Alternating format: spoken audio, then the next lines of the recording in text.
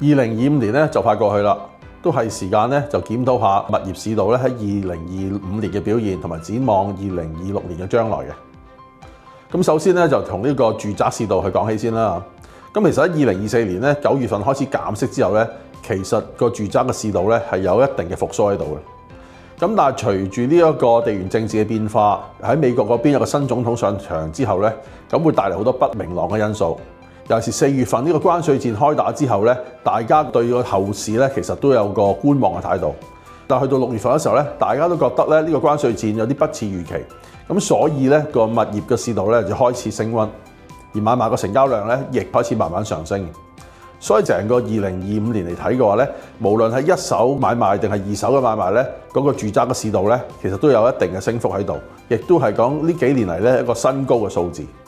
如果我哋睇翻中原城市指數嘅話咧，如果你睇翻6月份到而家嘅話咧，其實住宅嘅市道咧個價錢咧都已經有接近6% 嘅升幅嘅。所以我覺得咧就話咧，住宅市道嚟講，整體最差嘅時間已經過咗，開始慢慢咧去 pick up 翻嘅。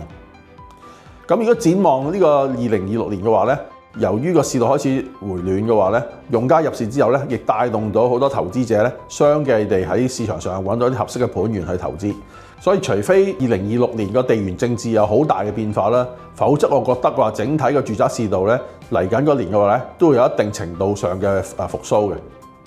至於呢個非住宅項目工商鋪物業嘅表現係點樣咧？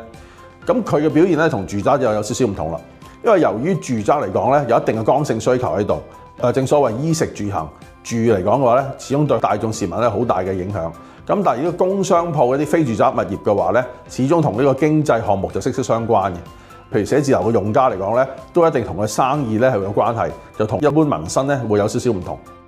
所以咧，工商鋪物業嘅表現咧係取決於經濟狀況嘅好壞嘅。咁雖然頭先提到話息口雖然咧係向下調整，但係整體嘅地緣政治嚟講嘅話咧，始終係不明朗，令到個經濟因素咧，亦都仲有好多不明朗因素喺度。例如寫字樓方面，個空置率仍然好高，同埋之前幾年批落嘅寫字樓陸續落成啦，咁所以咧嚟緊亦都需要時間去呢個消化嘅。另外鋪位方面咧，港人去北上啦，令到整體嘅零售市道咧同過往都好大嘅分別。所以嚟講嘅話咧，鋪位嗰個買賣咧，亦或者價錢嚟講嘅話咧，都仍然係受壓嘅。雖然好多負面因素喺度，但係整體2025年咧睇得到話咧，由於個價錢嚟講嘅話咧，無論寫字樓啊定係鋪位咧，都跌咗好多，所以咧亦都吸引到不同嘅投資者咧去入市嘅。由於咧政府咧持續加大海外學生喺香港升學嘅份額，所以好多呢本地嘅啲大專院校咧，都相對地要喺市場上咧吸納啲非住宅呢啲商用物業咧作為一個教學嘅地點。除此之外咧，政府亦都放寬咗將一啲寫字樓去改建做一個學生宿舍嘅，所以咧呢一年咧都不乏一啲整棟嘅寫字樓去成交。亦頭先亦都提過啦，由於個價錢咧都跌咗好多，咁所以咧吸納咗好多個投資者咧喺市場上揾一啲相對地好吸引嘅盤源咧去投資嘅。咁所以整體而言嘅話咧，雖然喺2025年嘅工商鋪表現唔算話好突出，但係咧始終比起2004年一啲低位嚟講嘅話咧，個成交量咧都有一定嘅反彈，同埋價錢咧某程度上都係斷定咗嘅。展望2026年咧，我相信工商鋪物業嘅表現咧都唔會有太大嘅起色，